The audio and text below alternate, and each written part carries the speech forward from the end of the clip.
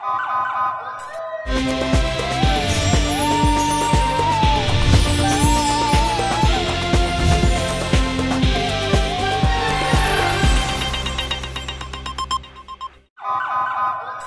पहले नजर डालते हैं अब तक की बुलेटिन। गुजरांवाला से खबर शामिल करते चले। गुजरांवाला IPPs के डंग गरजा के कब्रस्तान में यह तदफीन एक माँ की हुई, जिसका एक बेटा मोटा 24 जुलाई को बिजली के बिल के झगड़े की वजह से अपने ही सगे भाई के हाथों कत्ल हो गया और माँ बेचारी के लिए सदमा जानलेवा साबित हुआ और मर गई। पता नहीं इन बिजली के बिलों और कितने घरों को उजारना है। सितम ज़रीफ़ी हुकूमत या अपोजिशन का कोई भी नुमाइंदा ना कत्ल के मौका पर तज़ियत के लिए गया और ना माँ के मर जाने पर फातिहा होने के लिए जाना नसीब हुआ, क्योंकि इलेक्शन का दौर गुजर गया है।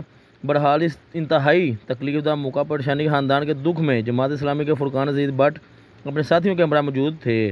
कैमरामैन टीम के साथ मोहम्मद तैयब, QBN न्यूज़ गुजरांवाला।